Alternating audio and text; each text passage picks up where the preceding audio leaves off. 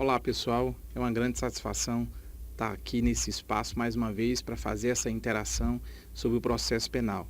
Processo penal que ele em todas as situações e mais do que nunca atualmente na situação brasileira, o processo penal tem feito um papel, um divisor de águas. Eu sou o professor Alessander Mendes e nós vamos trabalhar juntos essa disciplina especificamente para discutirmos o processo penal e como esse processo penal pode interferir dentro do teu curso, dentro da tua disciplina e, claro, dentro da sociedade brasileira.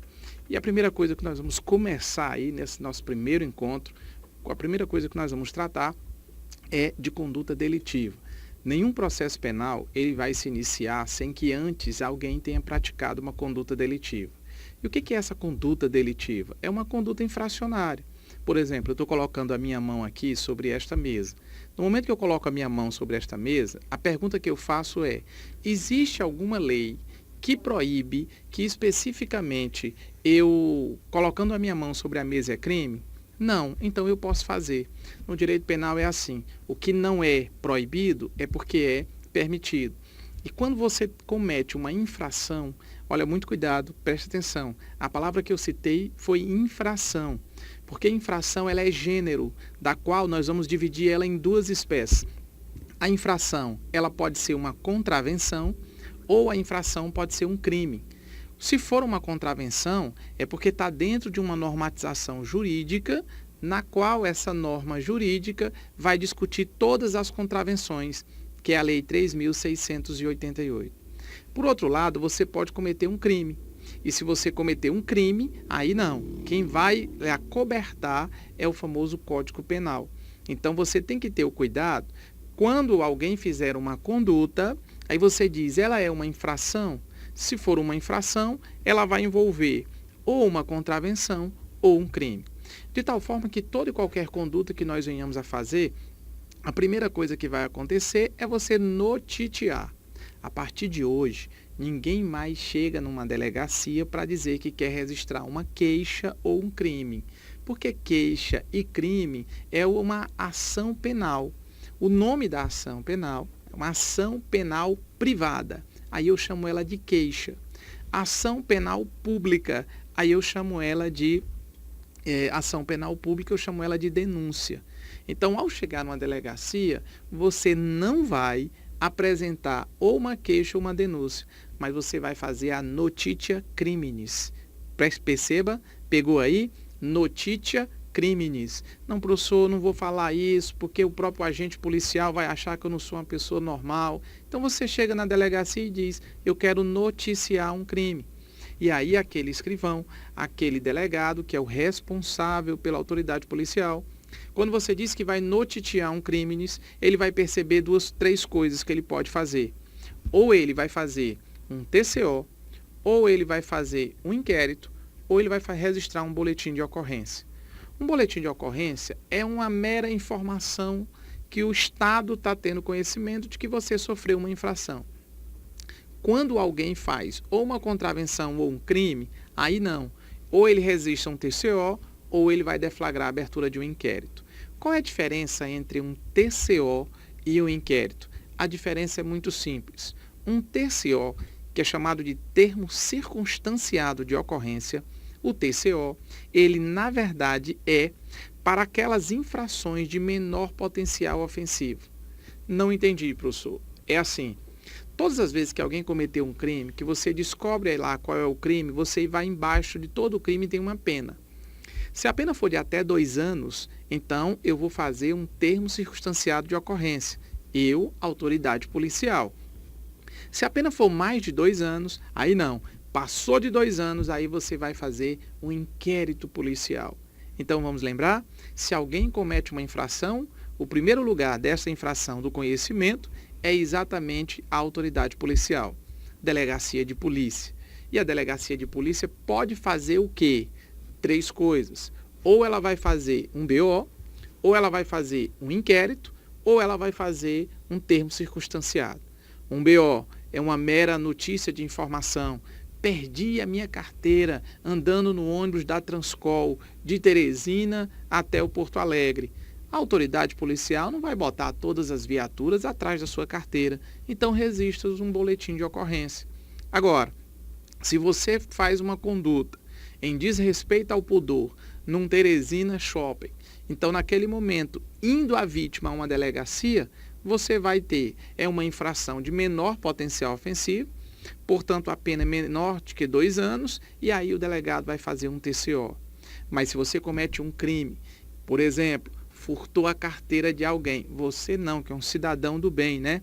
Mas uma outra pessoa cometeu um crime de furto, pena de 1 a 5 anos.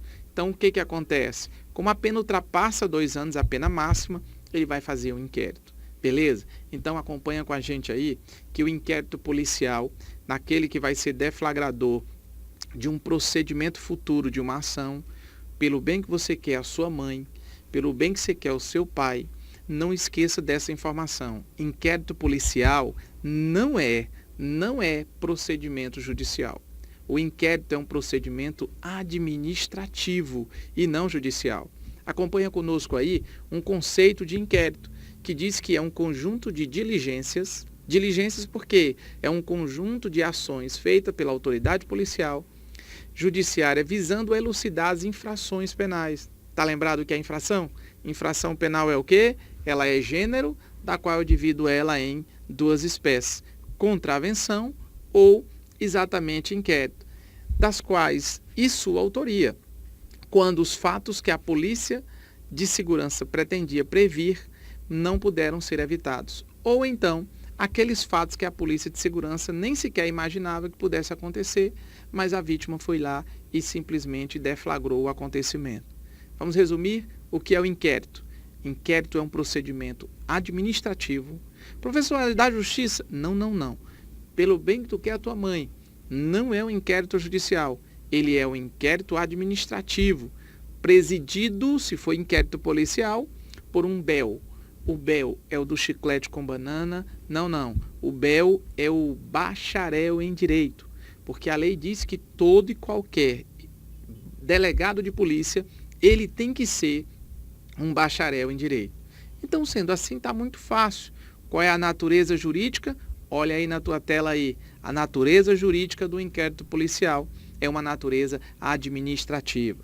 Muito bem. E como todo e qualquer instituto jurídico, o inquérito policial tem suas características. E dentre essas características, a primeira, o inquérito ele é escrito, porque ele é registrado. Segundo, o inquérito é sigiloso. Mas, professor, eu vejo um monte de pessoas que estão respondendo a inquérito e a imprensa divulga aí, todo mundo está acompanhando. Pois é, fere a característica do inquérito, porque o inquérito ele é sigiloso. Só não é sigiloso para 2 pessoas, para o Ministério Público e para o juiz, sempre. Juiz e MP têm acesso ao inquérito. Quanto ao advogado, muito cuidado. O advogado terá acesso ao inquérito daqueles atos já praticados. Por exemplo, tudo que já foi o cliente do advogado foi ouvido. Então, o advogado tem acesso a essa oitiva. Mas assim, o juiz expediu uma ordem de busca e apreensão. Ela ainda vai acontecer? Então, o advogado não é obrigado a saber. Senão, ele liga para o cliente dele e diz, olha, vai ter uma busca e apreensão por aí. Então, em razão disso, a Lei 8.906 assegura ao advogado todo o trâmite produzido na fase do inquérito, salvo daquilo que ainda vem a acontecer. Uma terceira característica é que o inquérito ele é inquisitivo. O que é isso, professor? Inquisitivo quer dizer não precisa obrigatoriamente o contraditório. O inquérito é realizado e esse contraditório, consequentemente, ele não é necessário, diferentemente da situação processual. Na situação processual, o inquérito é obrigado ser contraditório. O inquérito é oficial e aí tem uma palavra que eu quero que você pegue dentre as características. O inquérito, ele é indisponível. Não entendi. Uma vez deflagrada a abertura do inquérito, o delegado de polícia não pode arquivar o inquérito. Quem arquiva o inquérito é juiz. Por isso que é a característica da indisponibilidade. Inquérito policial não é não é arquivado por delegado de polícia. Mas, professor, o inquérito ele é dispensável? Sim. Eu posso mover uma ação penal sem ter inquérito. Eu posso mover a ação penal diretamente na justiça, olha lá, diretamente na justiça, sem obrigatoriamente ter a abertura do inquérito. Ah, então para que serve o inquérito? Muita coisa. Quem é que faz a investigação? É a autoridade policial. Para que você quer a investigação? Para produzir provas e no processo penal, não esqueça, ninguém será condenado sem que as provas estejam devidamente habilitadas nos autos. O que são os autos? O processo. Tá bom? Então acompanha conosco aí as providências que o delegado. Vamos imaginar que um crime aconteceu e no momento em que o crime aconteça, qual é a primeira situação que deve ser realizada? O primeiro ato que deve ser realizado. Se um crime aconteceu na Praça da Igreja São Benedito, a primeira coisa que deve ser feita é isolar a área. Isolar é botar aquela fitazinha mesmo amarela que a gente vê nos filmes do CSI. Você isola a área e quem deve primeiro entrar nesse espaço são os peritos. Os peritos devem entrar nesse espaço e, ao entrar nesse espaço, fazerem a perícia. Somente depois da participação dos peritos, aí sim nós vamos ter a possibilidade de outras pessoas começarem a atuar. Porque o local do crime, vocês já ouviram falar que o crime fala por si só, a vítima, ela fala diretamente aos peritos. Claro que isso é uma lenda, mas ela fala através de quê? De indícios. Existem vários indícios. A forma como a vítima foi arrebatada, se foi arma de fogo, se foi arma branca, que é faca. Isso tudo ele vai ser extremamente importante. E um detalhe, o inquérito policial ele tem prazo. O delegado de polícia, quando deflagra a abertura de um inquérito, ele tem um prazo. E o prazo, em regra, 10 dias. 10 dias se o autor da conduta tiver preso e 30 dias se ele tiver solto. Então vamos imaginar que A agrediu B.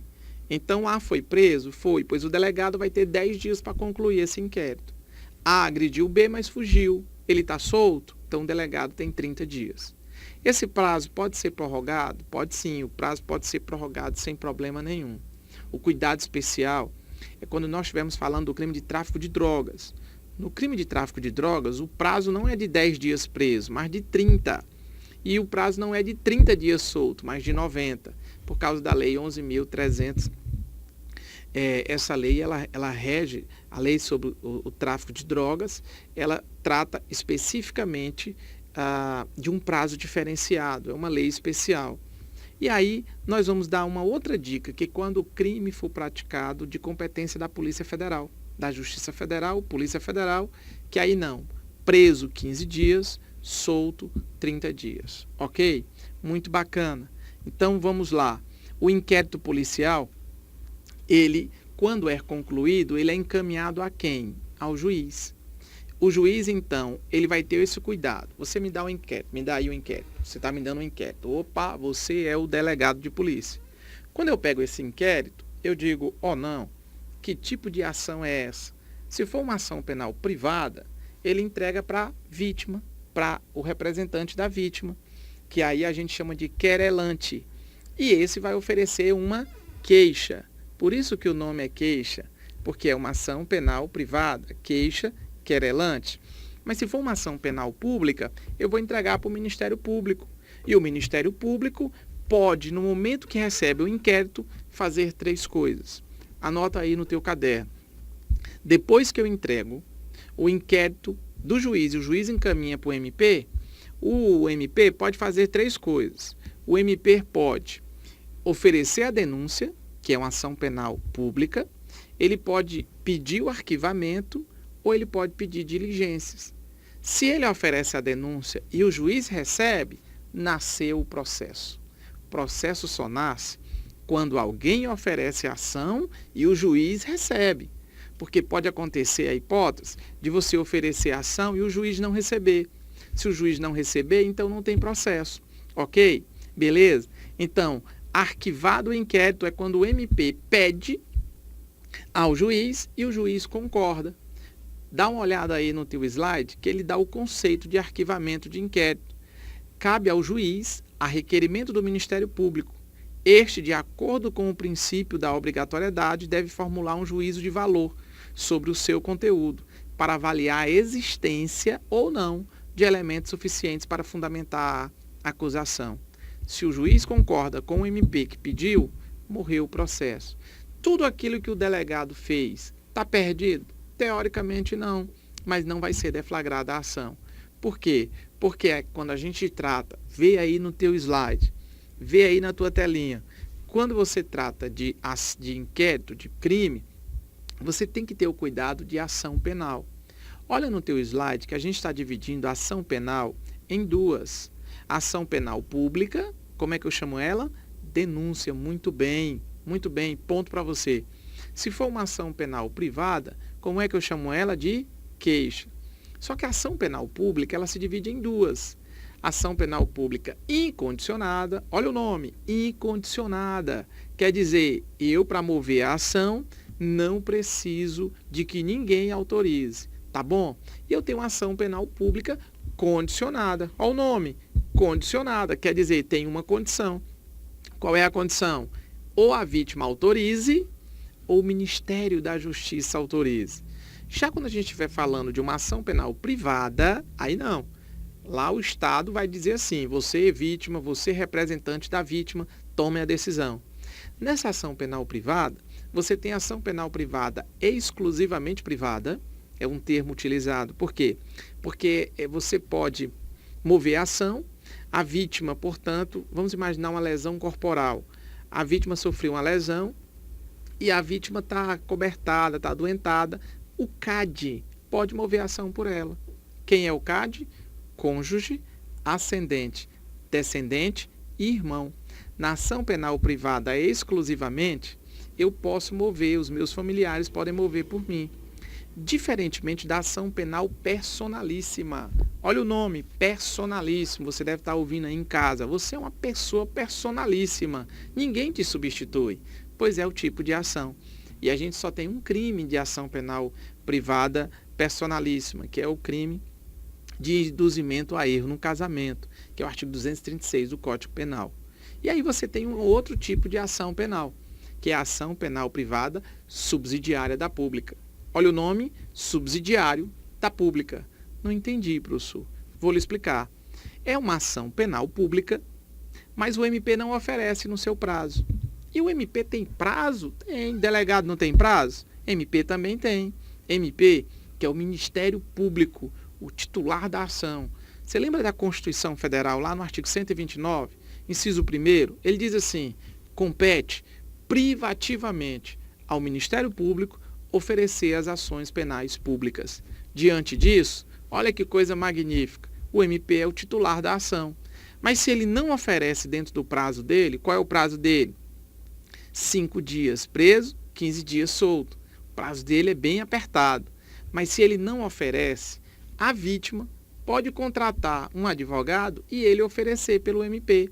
Então era uma ação penal pública que passou a ser uma ação penal privada, subsidiária da pública.